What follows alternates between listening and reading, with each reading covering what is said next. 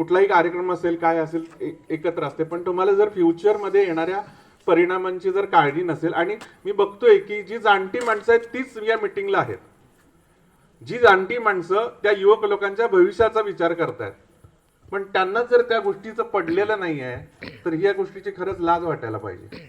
Me as a theatre person, मी एक नाटककार आहे, मी भावनिकदृष्ट्या जास्त अटॅच आहे, त्यामुळे मला असं वाटतं की ज्या गोष्टी आहेत त्या आपण बोलल्या पाहिजेत.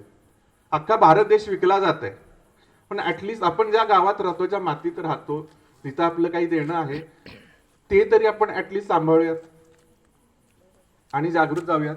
ही झाली एक गोष्ट. अजून एक गोष्ट म्हणजे मी जेवढा गोवा अनुभवलाय किंवा जेवढा गोवा बघितलाय, आपण कारापुरात नैसर्गिकरित्या फार सुंदररित्या राहतोय. आपल्याला छान निसर्ग लाभलाय. आजूबाजूला नारळाची झाडं आहेत, सुपारीची बागा आहेत. इतका सुंदर गोवा आहे. तुम्ही जर नॉर्थला बघितला असेल, गेला असेल, तर तुमच्या सगळ्यांच्याकडे मोबाईल आहे. तुम्ही सगळ्यांच्या मोबाईलमध्ये जर स्क्रोल करून जर प्रुडंट आणि कुठल्या मीडिया बघित असाल तर त्या खऱ्या बातम्या छापतात न छापतात तो मुद्दाच नाही, पण या बातम्या तुम्ही बघत असाल की क्राईम रेशो त्या भागात किती वाढलेला आहे. दर दिवशी तिथे क्राईम होतो, सरेआम काही गोष्टी होतात. मग ते खून असेल, बलात्कार असेल, रेप असेल, काही असेल.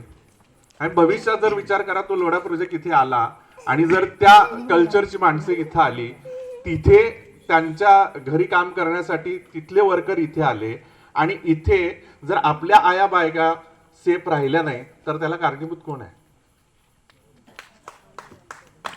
तुम्ही जर घरातून रात्री 7 वाजता बाहेर पडण्यासाठी जर घाबरायला लागलात तर मग तुमच्या गावात खरंच राहण्यासाठी तुम्ही काय केलं हा प्रश्न भविष्यात त्या माणसांना पडेल, मुलांना पडेल, त्यांच्या बायकांना पडेल, त्यांच्या बहिणींना पडेल. मग अशा भीषण परिस्थितीत म्हणजे नैसर्गिकरित्या खूप त्रास आपल्याला होणारच आहेत, या गावाला होणारच आहेत. मी आता म्हणतोय तुमच्या गावाला होणारच आहे, पण या गावासाठी मी पण प्रयत्न करतो. म्हणजे तुम्ही सगळ्यांनी प्रयत्न करा. आपली जी यंग जनरेशन आहे, आपली जी मुलं बाळ आहेत, त्यांना पण हे कळू देत की आपण कशासाठी लढतोय.